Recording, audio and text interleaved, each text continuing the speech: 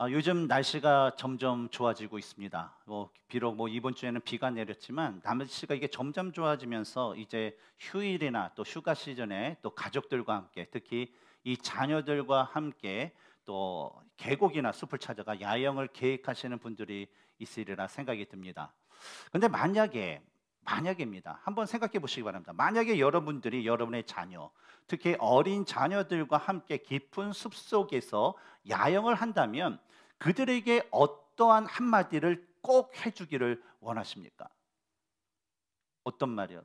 곰을 피해라 그런 거 그런 것도 있을 테고 여러 가지 있는데요.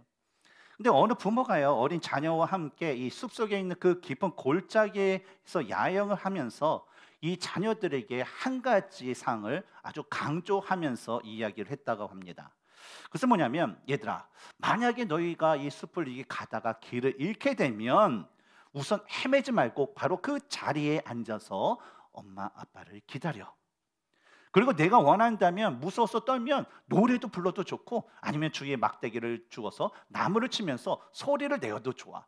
하지만 절대로 다른 곳으로 움직여서는 안 돼. 그러면 엄마가 아빠가 너를 끝끝내 찾아내고 말 테니까 이 엄마 아빠를 믿고 제발 기다려야 돼 라는 그런 이야기를 했다고 합니다. 어쩌면 이러한 말은요 우리가 계속 걸어가야 할 그 믿음의 삶에서도 우리에게 필요한 모습이 아닐까 생각이 듭니다. 우리가 하나님과 예수님에 대한 믿음을 가지고 살다 보면 때때로는 삶에 지친 나머지 믿음의 길을 잃고 영적으로 방황할 때가 있습니다. 그러나 너무 염려할 필요가 없는 것은 바로 이 야영을 할 때에 어린 자녀에게 말했던 그 부모님의 그 말씀처럼 우리가 다른 곳에 가서 헤매지 말고 바로 그 자리에서 살아계신 그 하나님, 우리가 믿었던 그 하나님을 부르짖으며 기다릴 때에 바로 그 하나님께서는 반드시 우리를 찾으시고 우리를 다시의 주님의 길로 인도해 주시기 때문입니다. 지난주에 이어서 오늘 본문에 나오는 이 다윗과 사울도요 영적인 그 방황을 하고 있습니다.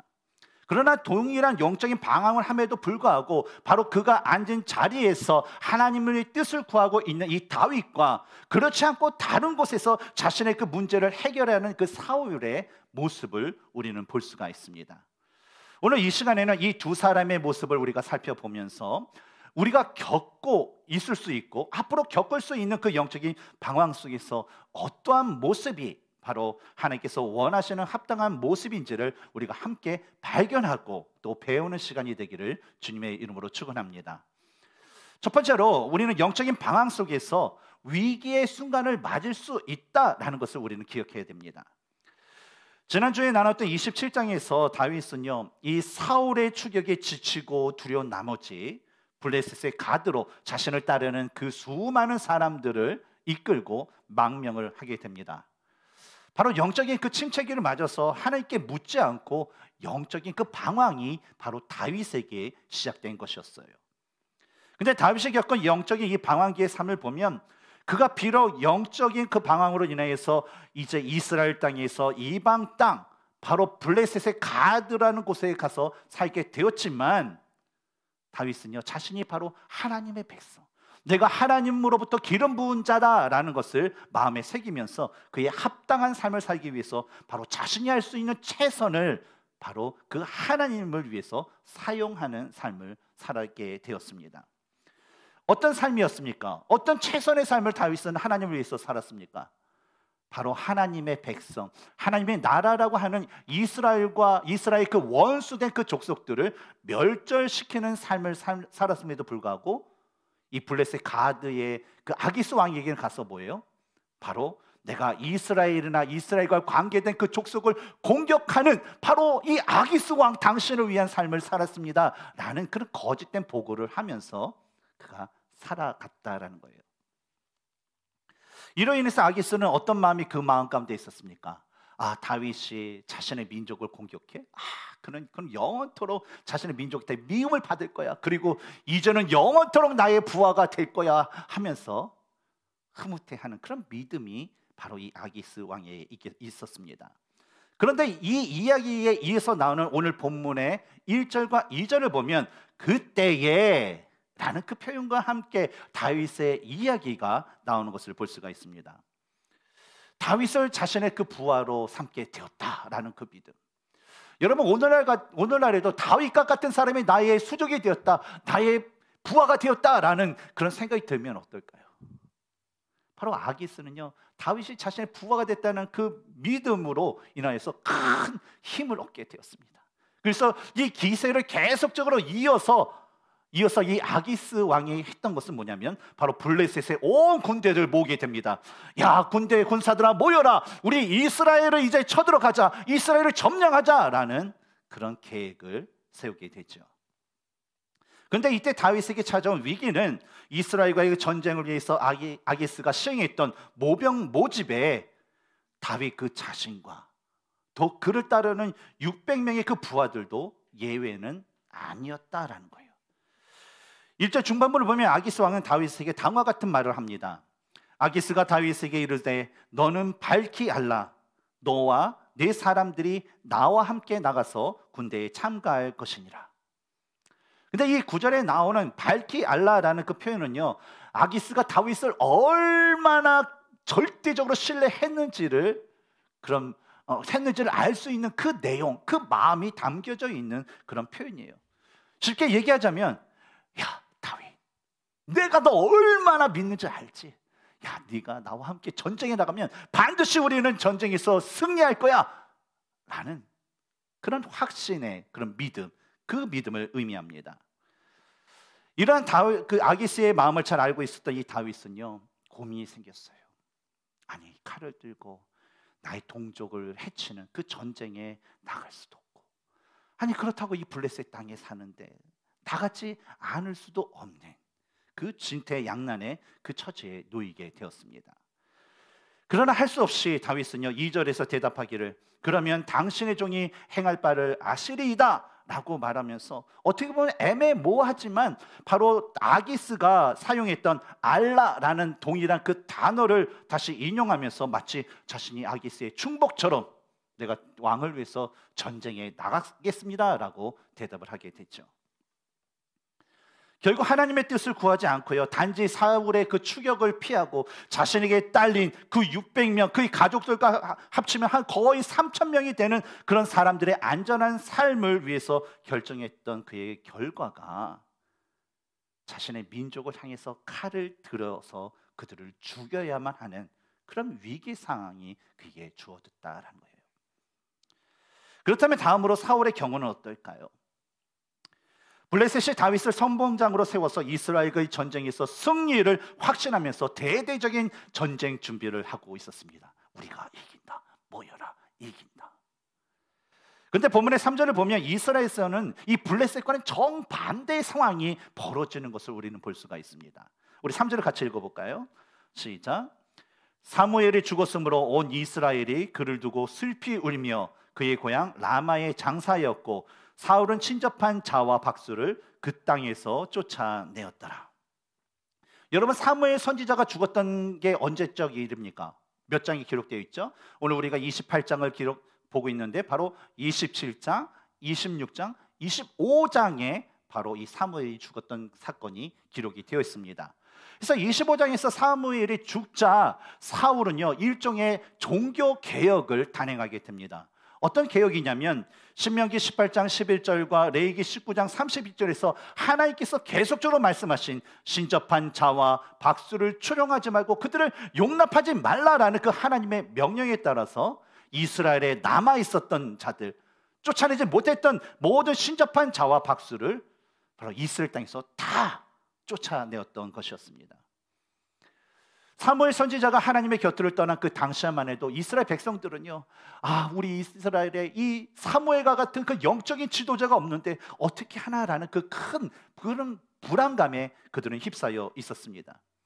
그러나 사울이요, 이 신접한 자와 박수를 이스라엘 땅에서 쫓아내는 그 종교 계획을 하자 사람들은요, 사울을 향한 그 기대, 그 사울을 보는 그 시선이 새롭게 가지면서 이 사무엘이 살아있을 때처럼 하나님께서 바로 지금의 사울 왕을 통해서 우리와 함께 하실 것이라는 그 기대를 가지게 되었습니다.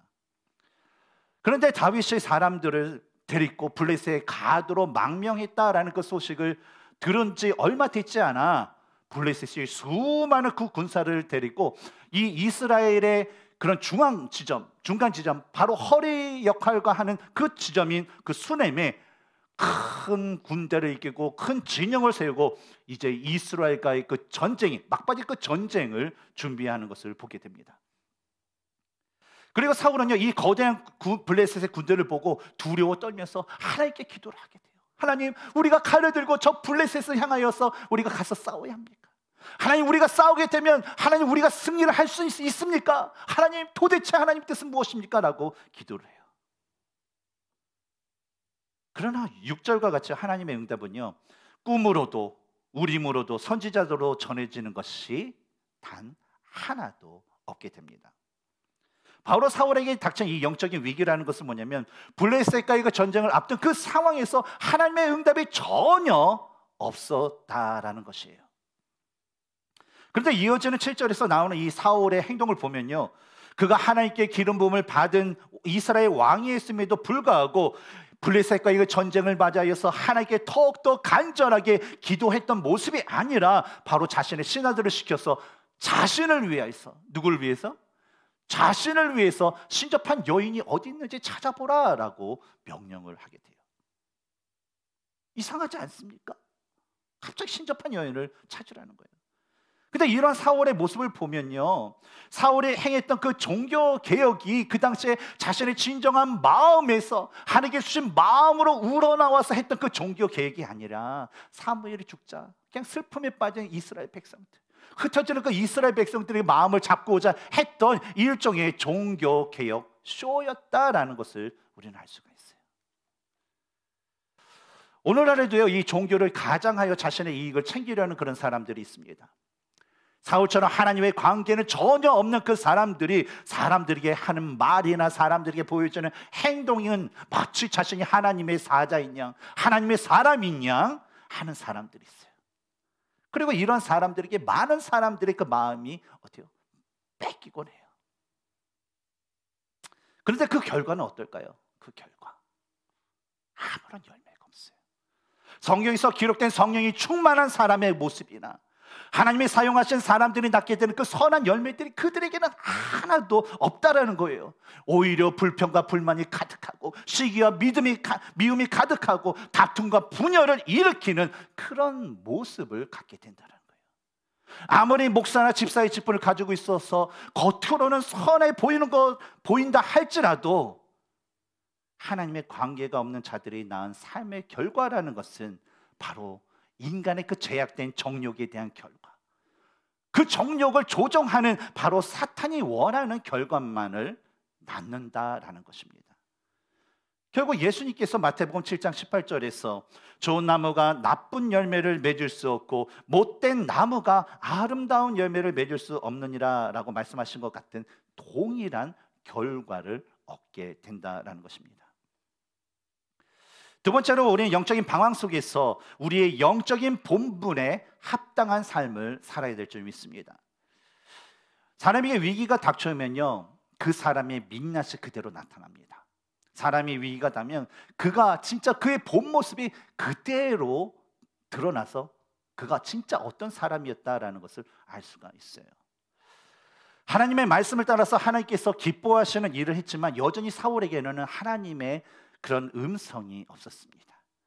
심지어 아기스 왕이 수많은 그 군사들을 데리고 와서 이스라엘 그의 문턱에 와 있는 그 위급한 그 순간에도요, 하나님은 아무런 말씀을 그에게 주시지 않았어요.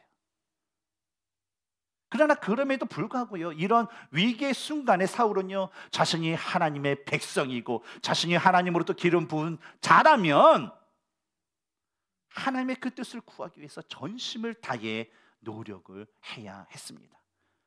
제사장을 통해서요, 하나님께 번제를요 수십 번, 수백 번, 수천 번 드리더라도 어때요? 하나님의 뜻을 구하는 데 있어서 그의 최선을 다해야 했다라는 거예요.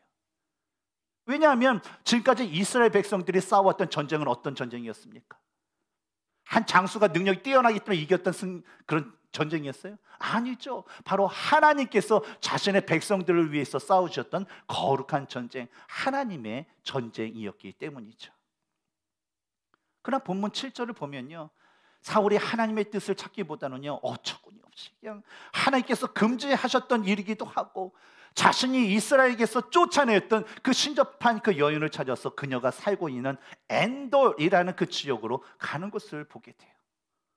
근데 이런 과정 가운데 나오는 8절의 말씀을 보면 사무엘상의 그 저자가 아주 특별하게, 특히 이 사울이 그 다른 옷을 입고 변장을 했다라는 거예요. 근데 다른 옷을 입기 위해서는 어때요? 자신이 입었던 왕의 옷을 벗고 다른 옷을 입어 변장하였다라는 그 말을 우리는 집중할 필요가 있습니다. 이전에 우리는요, 사무엘상의 그 말씀을 나누면서 종종 옷에 대한 그런 상징성에 대해서 이야기를 한 적이 있었습니다. 그래서 여러분 혹시 그 옷이 가리키는 상징성, 의미가 무엇인지 혹시 기억하시나요? 제가 종종 말씀드렸던 거, 바로 사람의 신분을 의미한다라는 것을 우리가 나눴죠.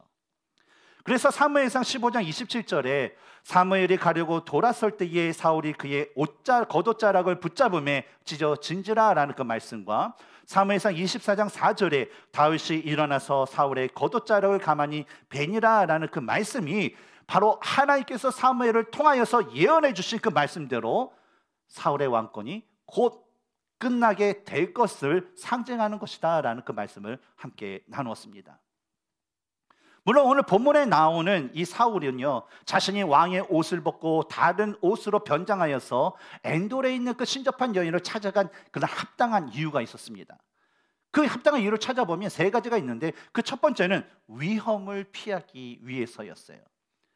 우리 스크린에 나오는 우리 지도를 보면요, 사울과 이스라엘이 진치고 있는 곳이 어디입니까? 바로 길보아 지역, 바로 신접한 여인이 있는 엔돌의 남쪽 위치에 있고, 그 신접한 여인이 있는 그 엔돌과 이스라엘이 진영인 남쪽 그 사이에는 바로 뭐가 있어요? 수넴이라는 블레셋 군사들이 잔뜩 있는 그 진영이 있는 그 수넴이 위치해 있습니다. 따라서 어떻습니까? 사울이 남쪽에 있던 사울이 이 엔돌에 있는 신접한 여인을 만나기 위해서는 바로 수많은 블레셋 군사들이 있는 그 어디요? 수넴을 지나가야 되는데 왕복을 입게 되면 어떻게 돼요? 사울이 다 그래서 활 쏴서 금방 죽겠죠. 그래서 블레셋 군사들의 눈을 피하기 위해서 그가 뭘 벗었어요? 왕복을 벗었다라는 거예요. 두 번째로 사울은요, 자신의 이중적인 모습을 감추기 위해서 그 왕복을 벗었습니다. 사무엘이 죽자 사울은요, 이스라엘 땅에서 신접한 자들과 그 박수들, 그 모든 사람들을 다 쫓아냈습니다. 이를 통해서 비록 영적인 지도자, 위대한 지도자 이 사무엘이 죽었지만 사울은 바로 자신이 그 사무엘이 가지고 있던 영적인 능력이 자신에게 있고 바로 하나님께서 자신과 함께 이스라엘 가운데 역사하신다라는 것을 백성들에게 보이고자 했습니다. 그런데 막상 이 블레셋의 그 대군대가 이 침략을 하였는데 그에 대한 하나님의 말씀이 없자 자신의 그 영적인 무능력함을 숨기고 그냥 어떻게든 신접한 여인의 그 도움을 받고자 스스로 뭘 벗어요? 왕복을 벗고 다른 옷으로 변장하였던 것이죠. 또 세 번째 이유는요, 자신의 인간적인 그 목적을 이루기 위해서 하나님께서 입혀준 그 왕복을 벗었어요. 사울은요, 얼마 전까지만 해도요, 뭐 3장 전만 해도 어때요? 그냥 이스라엘에 있는 모든 신접한 자, 뭐 박수, 너희들은 사탄의 자식이다 그러면서 막 쫓아내고 막 죽이고 다 이스라엘 땅에서 쫓아냈어요.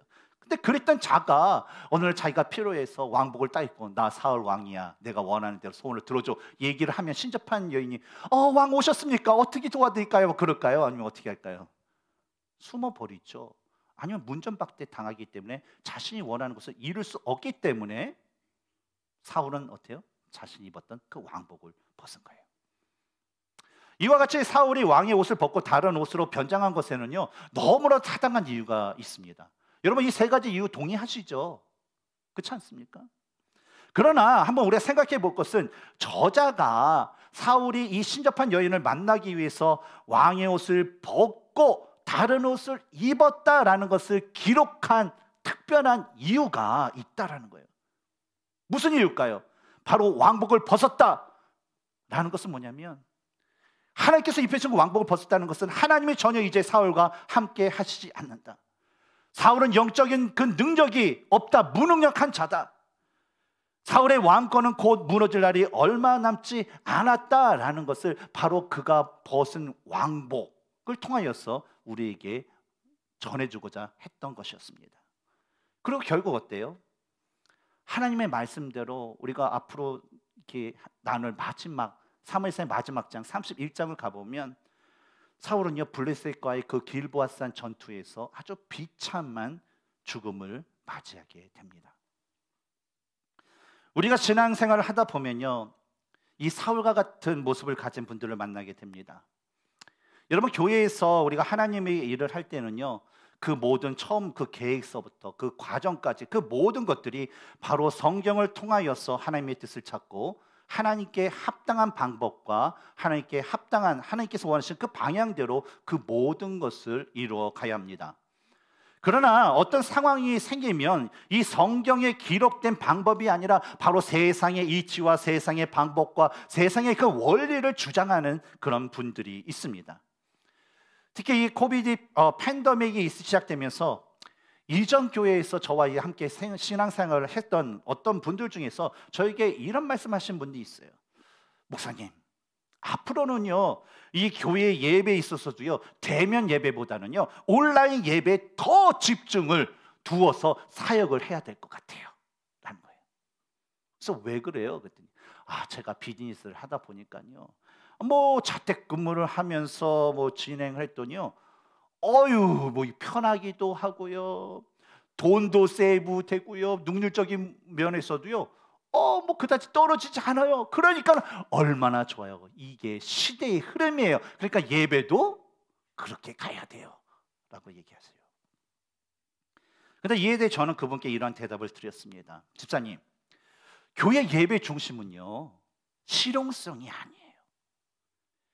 교회 예배 중심은 하나님이며 성도님들이 믿음의 성자가 성숙을 하여서 하나님을 점점, 하나님의 형상을 점점 닮아가면서 하나님께서 우리에게 주신 복음의 사명을 감당하는 것이 바로 교회의 역할이에요. 근데 만약에 온라인으로 예배 드리면서 신앙생활하는 것이 우리의 믿음을 더욱더 성장시키고 성숙시킬 수 있다라는 그 확실한 결과가 있다면 why not? 온라인으로 예배 드리세요. 온라인으로 신앙생활하세요라는 그 말을요 강조하고 또 강조해도 저는 좋다라고 생각합니다. 그러나 믿음의 성자가 성숙을 이루지 못한다면, 물론 지금 팬데믹 때문에 어쩔 수 없는 이 특수한 상황이지만 온라인으로 드리는 것이 우리의 신앙의 성자가 성숙을 시키지 못한다면 그것이 우리가 갖고 있는 현재 신앙을 무너뜨릴 수 있는 계기가 될 수 있을 것입니다 라고 말을 드렸어요. 근데 팬데믹이 시작된 지 1년이 지난 지금 이 DFW 지역에 있는 여러 그 목사님들과 또 한국에 있는 제 동기 목사님들과 이렇게 이야기를 나누다 보면 이 온라인을 통해서 믿음의 성장과 성숙을 이루었습니다라는 그 이야기보다 많은 성도님들이 믿음에서 떠났습니다. 많은 성도님들이 교회에서 떠났습니다. 그리고 이 팬데믹이 끝나도 다시는 교회에 돌아오지 않을 것 같습니다 라는 그런 이야기뿐이었습니다. 너무나도 안타깝고 쓸쓸한 그런 현실적인 이야기가 아닐 수 없습니다. 그러면 우리가 그리스도인이라면, 우리가 예수 그리스도의 그 피를 통해서 성도라는 그 옷을 입은 자라면 어려운 상황과 고난을 벗어나기 위해서 하나님께서 우리에게 입혀주셨던 이 성도라는 옷을 벗어버리고 세상 것을 찾아가는 그 모습이 우리의 모습 가운데는 절대적으로 없어야 될 줄 믿습니다. 왜냐하면요 하나님은 스스로 존재하시는 분이시고 하나님은 자신이 계획한 모든 것들을 반드시 이루시는 분이시고 하나님은 성경을 통해서 우리에게 약속하신 그 모든 것들을 아주 신실하게 지키시는 분이시기 때문입니다. 그래서 고난 중에 성도로서 그리스도인으로서 우리는요 바로 하나님의 그 말씀대로 행하기에 힘써야 되고 바로 기도를 통하여서 하나님의 뜻을 구하는 삶을 날마다 살아가야 될 줄 믿습니다. 저는 우리 교회 라이프 교회 우리 성도님들을 이 지난 팬데믹 기간 동안 쭉 보면서 너무나도 감사했어요. 우리 교회 성도님들은 참으로 이런 믿음의 삶을 살아가고 있구나. 그리고 제 마음 가운데 결코 의심하지 않는 것은 뭐냐면 앞으로도 우리 성도님들은 이런 삶을 사모하며 살아가시는 성도님들 되리라는 그 믿음이 저의 가운데 있었습니다. 아멘? 아멘? 저도 아멘입니다. 세 번째로 우리가 영적인 방황 속에서 우리는요, 진리의 영을 분별하는 그런 삶을 살아야 됩니다. 본문의 8절부터 마지막 절까지 나오는 그 말씀을 보면요, 이 사울이 하나님과 전혀 상관없는 삶을 사는 그런 모습들을 우리는 볼 수가 있습니다. 첫 번째 모습은, 대표적인 모습은 이 신접한 여인에게 가서 자신이 원하는 일을 불러 올리라 라고 말할 때 그 여인이 지난번에 사울왕이 우리 같은 이 신접한 사람들을 다 죽이고 쫓아내고 그랬는데 이거 하기에는 저도 죽어요, 안 돼요. 그렇게 머뭇거리자 어때요?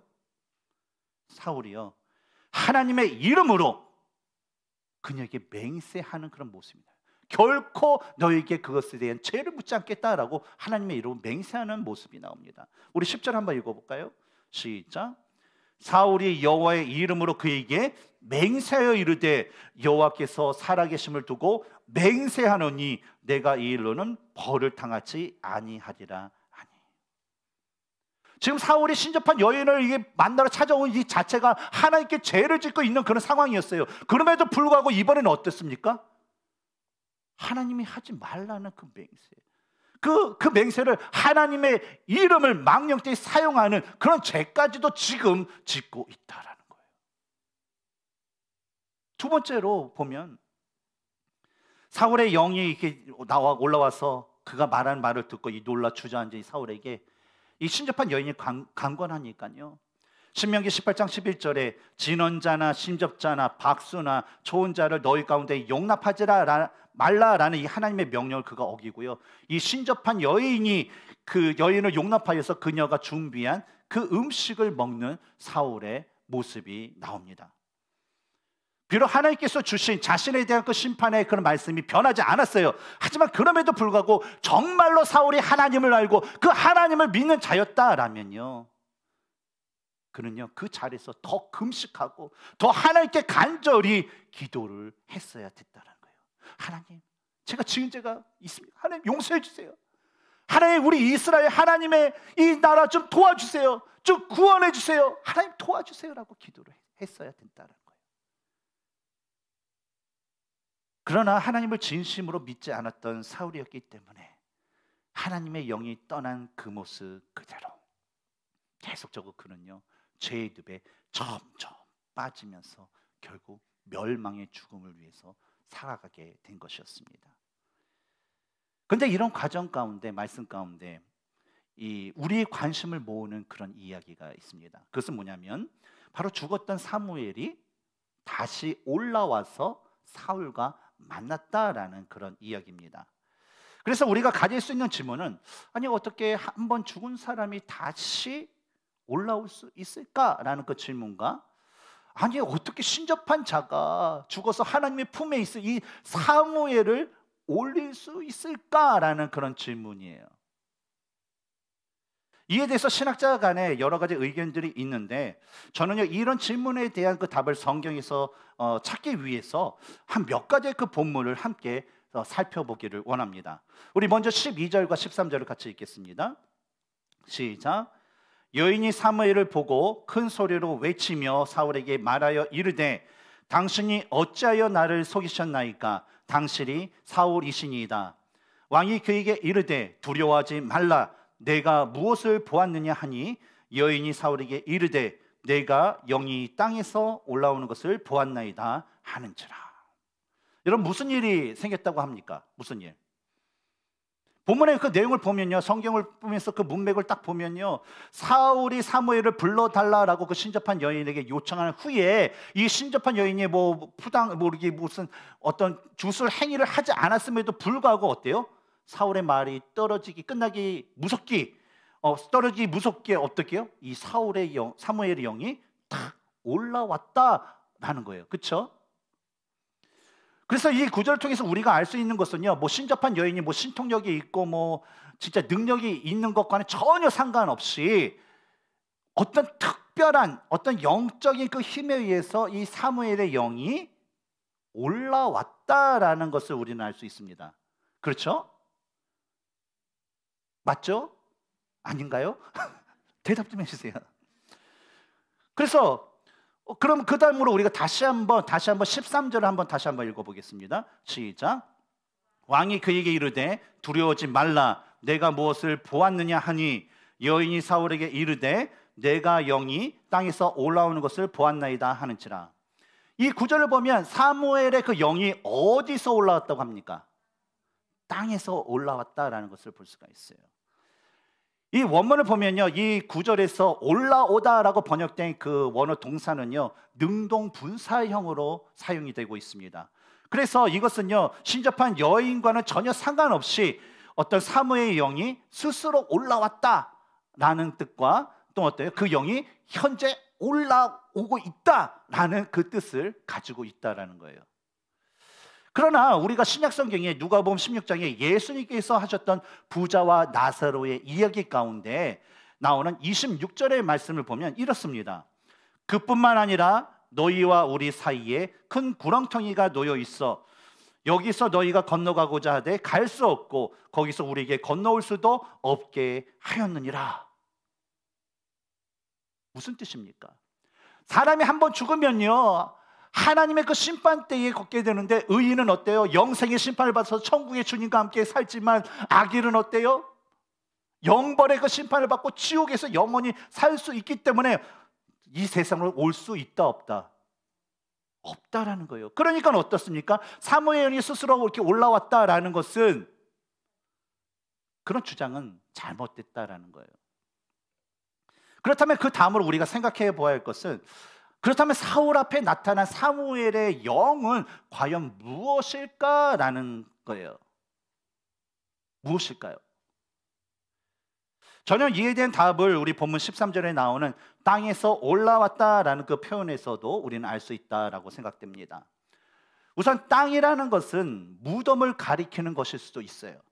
그래서 전지전능하신 하나님께서 이 죽었던 사무엘을요, 사울에게 필요한 답을 주시기 위해서 잠시 죽었던 사무엘을 살리셨다라고 볼 수 있다라는 거예요. 왜냐하면 하나님은 죽었던 자를 살릴 수 있는 능력이 있으세요, 없으세요?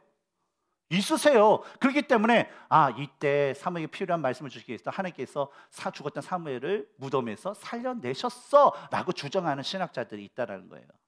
근데 저는 이것에 동의하지는 않습니다. 그러나 우리는 본문에서요, 사무엘의 영이 하늘로부터 내려온 것이 아니라 땅에서 올라왔다는 것, 그리고 사울이 이 신접한 여인을 만나고 이런 일들이 일어난 때가 바로 밤에서 시작해서 밤으로 끝났다라는 그 점에 우리는 주목할 필요가 있다라고 생각해요. 성경에서 나오는 밤, 성경에서 나오는 땅, 이것은 주로 어떤 누구를 가리킬 때 주로 사용됐던 표현들이었습니까? 이것은요, 뭐 하나님이나 하나님의 성품과 정반대되는 어때요? 사탄과 사탄의 세력들, 사탄의 그 무리들에 대해서 관련돼서 얘기할 때에 바로 땅, 밤, 그런 것들이 성경에서 표현됐다라는 거예요. 특히 고린도후서 11장 14절에 사도 바울은요, 이것은 이상한 일이 아니니라 사탄도 자기를 광명의 천사로 가장하나니라고 말씀하신 것과 오늘 보면 15절에서 19절까지 이 사무엘 선지자를 통하여서 들었던 사울이 들었던 그 내용들은 뭐예요? 바로 이전에 하나님께서 사무엘을 통해서 사울에게 미리 다 말씀하셨던 그 내용이라는 거예요. 그래서 사무엘의 영이 이 땅에서 올라왔다라는 것은 바로 사탄이 이 사무엘의 영으로 가장을 하였다라는 것을 우리는 짐작할 수 있어요. 그래서 이미 하나님께서 사무엘을 통해서 사울에게 말씀하셨던 그 사람들이 말씀했던 그 모든 얘기를 어때요? 이 사탄이 사무엘 좀 턱 나타나 왜 나를 이렇게 귀찮게 하느냐 하면서 그대로 그 말을 전했을 뿐이라는 것이죠. 근데 왜 이런 결론을 내릴 수 있냐면요, 여러분, 사탄에게는요 하나님께서 말씀하신 것 외에 미래를 알 수 있는 그 능력이 사탄에게는 아무것도 없다는 거예요. 사탄은 미래를 볼 수가 없어요. 미래는 누구만이 알 수 있어요? 하나님만은 알 수 있어요. 만약에 사탄이 그것을 알았다면 하나님이 예수 그리스도가 언제 재림할지를 사탄이 알 수 있을까요? 없을까요? 알 수 있다라는 게 되는 거예요. 그러니까 사탄은요, 하나님께서 말씀하시고 예비하시고 있었던 일은 알지만 그 나중에 미래의 것은 전혀 알지 못해요. 그리고 또한 어떻습니까? 사탄이 아무리 영적인 능력이 뛰어났다 하더라도요, 이 사탄 그 자체가 하나님의 그 권위 아래에 있는 하나님이 창조하신 그 피조물 중에 하나일 뿐이라는 거예요. 그래서 하나님이 허락하시지 않으면 사탄이 능력을 부릴 수 있어요? 없어요? 없어요. 욥의 이야기에서도 볼 수 있잖아요. 하나님께서 허락하신 부분 안에서만 그가 행할 수 있기 때문에 바로 저는 이런 결론을 내릴 수 있다라고 생각됩니다.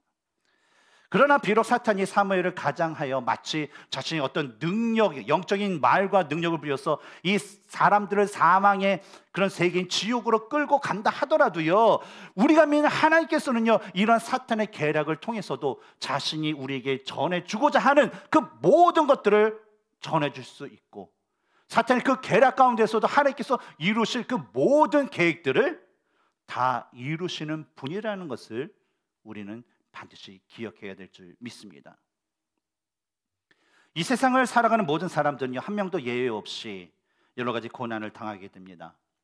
그러나 하나님을 믿고 예수 그리스도 안에 있는 사람들은요, 그 모든 고난들이 바로 하나님으로부터 오는 것을 믿기 때문에 주님을 더욱더 의지하며 그 고난에 인내하고 견디면서 결국 어때요? 그의 인생은 하나님의 뜻에 의해서 이루어지는 그 삶을 살게 됩니다.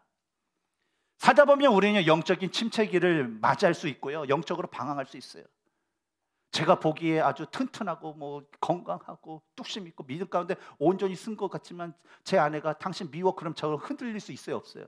흔들리다 보면 영적으로 기도도 안 하고 왜 아내가 막 나를 미워할까 그러다 기도도 안 하고는 침체기를 맞이해서 방황할 수도 있어요. 안 믿으시는 분도 있네요. 그래서 어때요? 우리가 항상 해야 되는 것은 뭐냐면 하나님의 말씀을 통해서요, 우리는 하나님을 발견할 수 있도록 계속적으로 우리가 끊임없이 노력을 해야 돼요. 또한 기도를 통해서 하나님의 뜻이 무엇인가, 나의 삶과 나의 가정과 나의 직장과 나의 사업체를 통해서 하나님께서 원하시는 뜻은 무엇인가라는 것을 우리는 깨닫는 삶을 살도록 노력해야 될 줄 믿습니다. 오늘 본문에 나오는 다윗, 본문에는 사울, 그리고 우리 뭐 다른 게 있나요? 우리 다 똑같은 사람이에요. 그래서요, 뭐 질투심도 있고 시기심도 있고 때로는 두려움도 있어요. 그래서 울기도 하고, 그래서 쓰러지기도 하고, 그래서 누군가에게 의지하고 싶은 그런 마음이 있는 사람들이 다 우리 똑같은 사람들이에요. 그러나 하나님의 사람들은요, 하나님의 그 응답을 받을 때까지 세상이 아닌 바로 하나님만을 의지해야 하는 사람들입니다. 아무리 우리가 기도하고 기도해도 하나님의 응답이 없다 할지라도 세상으로 나가서 세상에서 답을 찾으려는 그런 사울과 같은 모습을 가져서는 절대로 안 된다라는 거예요.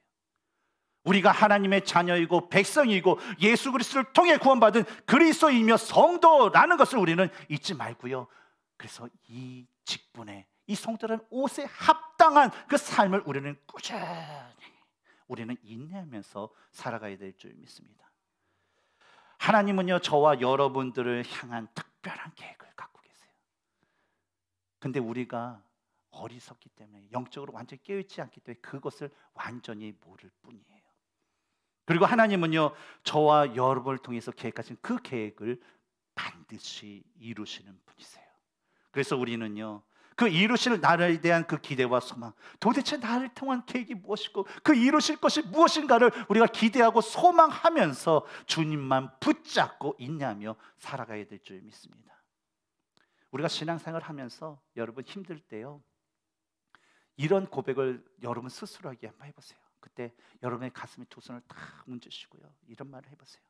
그래, 너는 약할 수 있어. 하지만 네 안에 계신 하나님은 강하셔, 능력이 있으셔. 야, 너는 힘들어서 쓰러질 수 있어. 하지만 내 안에 계신 그 하나님만을 의지하면 그 하나님이 너를 일으켜 주실 거야. 야, 너는 결코 홀로 쓰러지는 패배자가 아니야. 너는 하나님과 함께 다시 일어나는 영원한 승리자야. 이 말을 여러분 스스로에게 던지시기 바랍니다. 그래야 해서 여러분이 맞은 모든 고난 속에서, 영적인 그 방황 속에서도요, 바로 하나님 안에 거하기 힘쓰시고, 또 그래서 하나님을 붙잡고 그 하나님만을 의지하시는 모든 성도님들 되시기를 주님의 이름으로 축원합니다. 함께 기도하겠습니다.